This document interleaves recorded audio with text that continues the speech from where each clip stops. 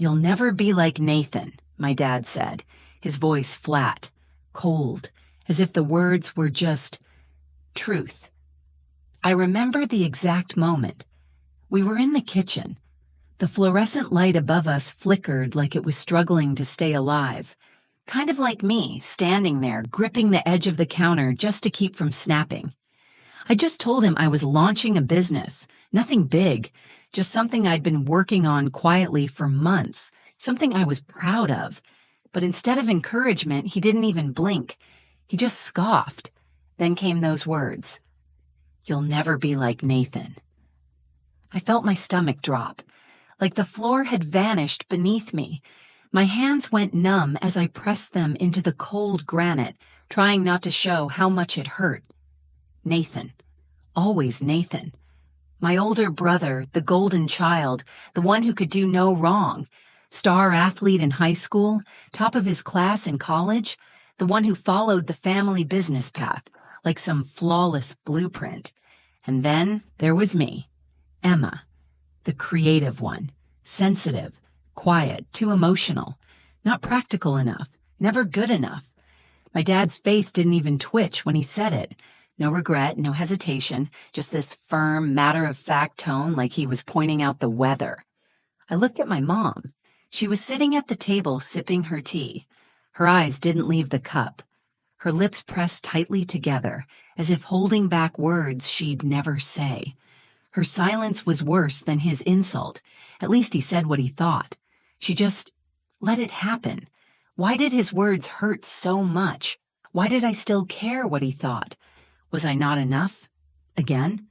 I swallowed hard and forced a smile, the kind you wear like armor. "Okay, thanks for the support, Dad," I said, my voice cracking at the edges. He didn't even notice. Nathan walked in just then, all confidence and cologne, tossing his car keys on the counter like he owned the place. My dad lit up like a Christmas tree. "There he is. Big meeting go well?" Nathan shrugged casually. "Yeah, closed the deal." Dad beamed. "That's my boy." I could feel it then, the burning behind my eyes, the lump in my throat.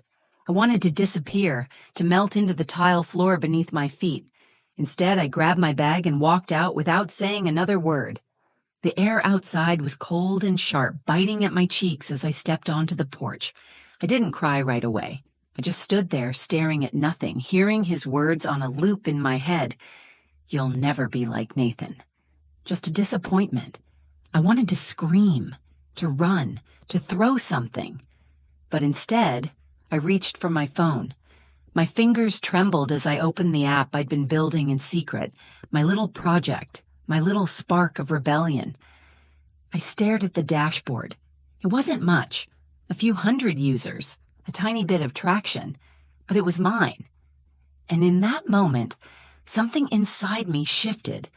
Not anger, not even sadness, just this quiet defiance, like a whisper that rose from the ashes of everything I'd buried inside me for years. What if I didn't need to be like Nathan? What if I didn't need their approval? What if I just proved them all wrong? I didn't know how. I didn't know when. But I made myself a promise on that porch. One day they'd see me not as a disappointment, but as something they never expected. And when that day came, I wouldn't just walk back into their lives. I'd walk in as their boss, and they'd never see it coming. People think the words that hurt the most are the loud ones, the yelling, the insults, the screaming matches. But growing up in the Carter household, the pain was quiet. It came in comparisons, in glances, in the way love was measured and distributed like it was some limited resource. And I always got the scraps. Our house sat on a hill just outside of town, picture perfect from the outside. White shutters, a tidy lawn, flowers that bloomed every spring. But inside, it felt more like a glass museum, pristine, controlled, fragile. There was no room for messiness, no room for softness, and definitely no room for someone like me. Nathan was 3 years older. From the time we were kids, it was clear. He was the one. Straight A's, varsity everything, handshake like a CEO before he was even shaving. Dad would light up just watching him walk into a room. "See how Nathan does it?" he'd say after every school event, every dinner, every time I tried to breathe. I remember one night, 8th grade. I had just won a small writing contest at school. I was buzzing with excitement, holding the certificate in both hands like it was gold. I walked into the living room, practically floating. "Dad, look what I won!" He barely glanced up from his laptop. "That's nice, honey." That was it. No smile, no follow-up, just a dismissive tone and a quick pivot. "Nathan, did Coach get back to you about that scholarship?" And just like that, my little moment evaporated. I stood there, still holding the certificate, my face burning as Nathan launched into a full recap of his day. That night, I cried quietly into my pillow, trying to remind myself that maybe it didn't matter, that maybe writing didn't count in our world, but it did matter to me. That moment wasn't the only one like it. My life became a loop of almosts. Almost good enough, almost worth noticing, almost part of the family, but never quite in the center of it. I got used to living in the background. I learned how to shrink myself, how to keep dreams small so they wouldn't be mocked. I became the master of staying quiet when my heart wanted to scream. And Mom, she never intervened, not once. I don't think she hated me. I think she just didn't know how to go against him. She stayed tucked into her own quiet world, polite smiles, folded laundry, and too many cups of tea. When Dad said something cruel, she'd flinch, but say nothing. Her silence screamed louder than anything he could have said. Still, I watched. I learned. While Nathan was being groomed to take over the family business, I was learning something else. How to survive being overlooked. How to observe, analyze, read between the lines. I knew every beat of their routines, every flaw in their operations, every weakness they couldn't see because they were too busy patting each other on the back. I didn't know it then, but every moment I spent in their shadow was preparing me. I didn't need their spotlight.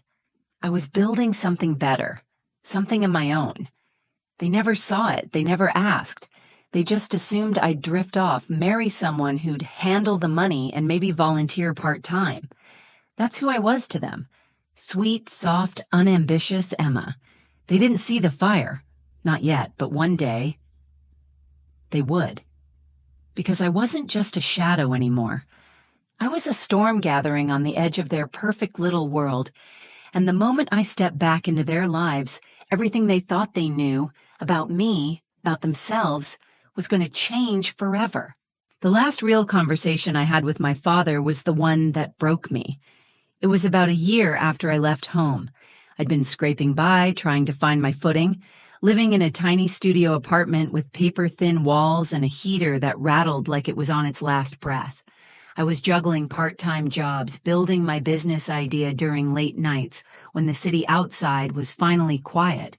It was exhausting, yes, but for once, it was mine. My life, my work, my mess. And I was proud of every failure because it meant I was trying. But pride can be fragile when it's still healing. And all it took to shatter mine was one phone call. I'd reached out, stupidly hoping for support, maybe even just a little encouragement. My small eco-packaging startup had just signed its first real client, a boutique skincare brand. Nothing huge, but it was a win. I was so excited I couldn't keep it in. I remember sitting on the edge of my bed, legs bouncing with nervous energy as I dialed the number. Dad answered on the second ring. "Emma." "Hey, Dad, got a minute?" He sighed, an audible, impatient breath like I was already wasting his time. "Make it quick." I swallowed hard and forced a smile even though he couldn't see it. I signed my first client today for the business, the eco-packaging thing I told you about. There was silence, a long, heavy pause. I thought the call had dropped. Then he laughed, actually laughed. "That little project? You're still doing that?" I felt my throat tighten. "Yeah, it's growing, slowly, but—" He cut me off. Emma, come on, you're chasing fairy tales. You want to play CEO while your brother's out there making real deals? You think someone's going to take you seriously? Every word landed like a punch to the chest, but he wasn't done. This is why I said you should have just worked with us. We had a position open in admin, but no, you always have to do your own thing. You'll never survive out there. My fingers clenched around the phone. My heart was pounding so loudly I could barely hear his voice anymore. Why do you always assume I'll fail? I asked, the words slipping out before I could stop them. Another pause. Then, in the coldest tone I've ever heard from him, because you're not Nathan. And just like that, something in me snapped. I didn't say goodbye. I didn't cry. Not yet. I just ended the call and sat there in the dim light of my apartment, staring at the cracked screen of my phone, feeling everything all at once. Rage, shame, heartbreak, but most of all, this deep, rising defiance. He doesn't see me, he never will, but that doesn't mean I don't exist. That night, I made a decision. No more half-trying, no more waiting for validation that was never going to come. If they weren't going to believe in me, fine. I'd believe in myself loud enough for all of them. I quit one of my jobs, reinvested every dollar into the business, reached out to mentors, joined a women-led founder group, took night classes. I slept less, hustled harder, and I learned, really learned, how to build something real. All the while, I kept hearing his voice in my head. You'll never survive out there. He had no idea he'd just given me all the fuel I needed, and he definitely didn't know that I was coming for everything he thought I could never have. The world didn't suddenly open its arms to me after that phone call. There wasn't some magical overnight success, no dramatic montage with upbeat music and a cheering crowd. It was quiet, ugly, lonely, and I loved it. There was something freeing about hitting rock bottom emotionally. It meant there was nothing left to lose. I stopped caring about how I looked to my parents. I stopped waiting for anyone to say, "I'm proud of you." I started asking myself, what if I just became the kind of person I was proud of? I changed everything. I moved into an even smaller place. My studio became a shoebox. Literally, I could touch the sink from my bed. The walls were so thin I could hear the neighbor's alarm clock buzz every morning. I worked 16-hour days, packed boxes myself, pitched clients over Wi-Fi that cut out every 10 minutes. I delivered orders by hand in the beginning, riding the subway with giant boxes, sweating through my clothes, pretending I was totally fine. But underneath all the exhaustion, something wild and electric was growing. Confidence. Real confidence. Not the kind you fake to get through a dinner with your father, the kind that comes from knowing what you're building. And I wasn't just building a business, I was building a future they couldn't touch. I renamed the company Wild Nest Goods. It started as a line of biodegradable packaging, but quickly expanded into full eco-supply solutions for small businesses. I listened to my clients. I learned their pain points. I made changes. I reinvested everything, and I started hiring. First freelancers, then contractors, then full-time staff. I built a team of women, of outsiders, of people like me, people who had been told they were too sensitive, too messy, too different to make it. We were scrappy, fierce, and we were growing. 2.5 years in, I was sitting in my tiny office, a converted back room in a co-working space, when I got a text from an old family friend, someone who worked quietly behind the scenes at Carter & Company, my family's empire. It said, "Are you watching what's happening with the company?" I wasn't. I hadn't thought about Carter & Company in months, but curiosity got the better of me. I started looking into it. Turns out, they weren't doing so well. In fact, they were bleeding.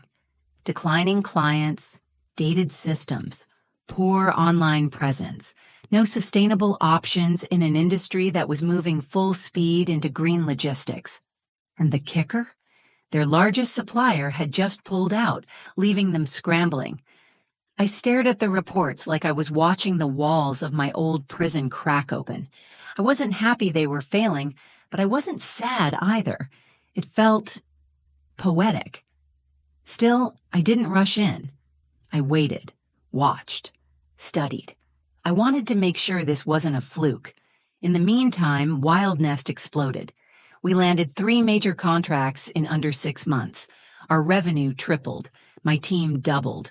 We got press, awards, and then we caught the attention of a major investor. They wanted to partner, expand, acquire, and suddenly I had capital, real capital, enough to do something I never thought I'd do. Buy Carter and Company not out of revenge, out of strategy, because their infrastructure was solid, their reach still wide, but their leadership? Outdated, arrogant, vulnerable. I ran the numbers, ran them again, brought it to my board, and together we made a decision. We'd acquire the company quietly, no press, no noise, just a transfer of power, and I'd be the one to deliver the contracts, in person. I could already picture it. My father's face, my mother's silence, Nathan's shock. But this wasn't about payback. It was about taking back the narrative. I was no longer Emma, the overlooked daughter. I was Emma Carter, the new owner of everything they said I could never build. I remember the way the doors felt in my hands. Solid, cold, heavier than I expected. The office looked exactly the same as it did the last time I'd been there years ago. Same glossy floors, same smell of fresh coffee and polished wood, same framed photo of Nathan and my father shaking hands after his first big deal, still hanging like a trophy in the front hallway. But this time, I didn't feel small walking through it. I felt steady, rooted. I wore a tailored navy blazer, clean lines, sharp shoulders, simple, intentional, no flashy jewelry, just presence, confidence. Every step echoed as I walked through the hallway toward the conference room. I knew they'd all be there, my father, my mother, and Nathan. I'd sent the meeting invitation myself, signed with my new title, Emma Carter, CEO, Wild Nest Holdings, parent company, Carter and Company. No one had responded to the email, but I knew they'd show, and they did. They were seated when I entered, the 3 of them in a row like some kind of tribunal. Nathan looked confused. My mother looked anxious. My father looked annoyed, arms crossed, jaw tight. Classic George Carter. I closed the door gently behind me and walked to the head of the table without saying a word. For a moment, no one breathed. Then my father spoke. "What's this about?" His tone was already defensive, like I was interrupting his day, like I didn't belong in that room. I met his eyes and sat down, calm, centered. "I'm here to finalize the transition," I said. I reached into my bag and pulled out 2 crisp folders, contracts, printed, tabbed, highlighted. Nathan leaned forward. "Wait, transition?" I nodded. "As of this morning, Carter and Company is now owned by Wild Nest Holdings." Silence, then laughter. My father actually laughed, but it didn't last long. He looked at me, suddenly uncertain. "What are you talking about?" I pushed the contracts across the table toward him and my mother. "This is your new employment agreement, both of you." My mother blinked, looking down without reaching for the folder. My father stayed frozen. Nathan, on the other hand, understood faster than I expected. "You bought us?" he said slowly. "You?" I turned to him. The business was undervalued. Too much debt, poor digital infrastructure, minimal sustainability practices. But the bones were good, and the brand still had name recognition. So yes, I bought it. I watched as realization settled across their faces like a storm cloud thickening in slow motion. My father's face turned red, but he said nothing. "You work for me now," I added, keeping my voice low, even, not gloating, just true. That was the moment. The moment I'd imagined 1,000 times, and yet it didn't feel like fireworks. It wasn't cinematic. It was quiet, satisfying in a way that ran deep, like a wound closing. My father finally spoke. "You think this means you won?" I looked at him for a long moment. "This isn't about winning, Dad. It's about building something you never thought I could. And now I'm offering you both the chance to stay, if you're willing to work under a new kind of leadership." He stared at me.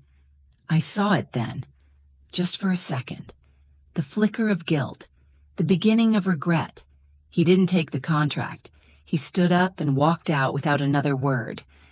My mother reached for hers, slowly, hands shaking. I didn't know," she whispered. "I know," I said, and I meant it. Nathan stayed quiet. He didn't apologize, but he didn't leave either. He signed the agreement. I walked out of that office the way I walked in, calm, whole. Not for revenge, not for approval, just for me. When I walked out of that office, I didn't feel triumphant. I didn't feel victorious or smug or even relieved. I felt free. It wasn't some big explosion. There were no dramatic music cues, no slow-motion applause in the background. Just the quiet click of the door closing behind me and this sudden, powerful stillness in my chest. It was over. Not the work, not the company, but the war inside me. The part of me that had spent years chasing their validation, begging silently for a seat at the table, finally stopped running. I had built my own table. Over the weeks that followed, the transition was surprisingly smooth. Nathan kept his head down and did his work. I don't think we ever became close, but there was a kind of mutual respect that began to grow between us, strained, unspoken, but real. My father never came back. He refused the offer, retired quietly and vanished from the company's day-to-day. He hasn't called since. I used to imagine that day differently. Him showing up, telling me he was wrong, that he was proud, but that moment never came. And I stopped needing it. My mother, well, she stayed. Not at the company, but in my life. She began texting me, asking questions, sending photos of little things, books she was reading, flowers blooming in the yard. Her way of rebuilding something, I guess. One afternoon, we sat on a bench outside my office. She looked older than I remembered, more fragile around the edges. "I should have stood up for you," she said. "I see that now." I didn't say anything right away. I just reached for her hand, because I wasn't angry anymore. I understood her silence now, even if I didn't excuse it. Forgiveness isn't loud. It's not always pretty. Sometimes it just looks like holding someone's hand when you don't have the words. The business is thriving now. Carter and Company is no longer Carter and Company. It's been fully merged into Wild Nest Holdings. We rebranded, modernized, built sustainability into every piece of the operation. What used to be a family name that made me feel small is now part of something bigger, something built with purpose. But here's the thing I never expected. Success didn't heal everything. It didn't erase the years of feeling invisible. It didn't rewrite my childhood. It didn't make every wound disappear. But it gave me something I never had before: perspective. I used to think proving them wrong was the goal, that one day they'd see me on top and regret everything. But I don't want regret. Not anymore. I want peace. I want to look at the mirror and see someone I chose to become, not someone I became just to prove a point. If you've ever felt like the disappointment in the room, if you've ever been the shadow to someone else's spotlight, I want you to hear me when I say this. You are not a failure just because they couldn't see your light. Their vision is not your limitation. Let them underestimate you. Let them doubt you. But don't let them define you. Because sometimes the most powerful thing you can do isn't yell or fight or break things. It's to grow so quietly, so steadily that one day they look up and realize the world they once ruled now belongs to you. And when that day comes, you won't need their applause. You'll already be clapping for yourself. So, that's my story. Not a perfect one, not easy, but real. If you're still here, thank you for listening, for feeling it with me, for walking through the hard parts. Maybe something in it reminded you of your own life. Maybe you're in the thick of it right now, and trying to be seen, trying to matter, trying to prove to yourself that you're more than what they said you were. And if you are, let me say this: you are not a disappointment. You are not behind. You are becoming. If this story spoke to you, drop a comment, tell me your truth, or just say, I see you. Because sometimes that's all we need, like subscribe. Or just come back when the world gets heavy and you need to remember you're not the only one fighting to rise. And remember this: own your story, even the parts they told you to hide.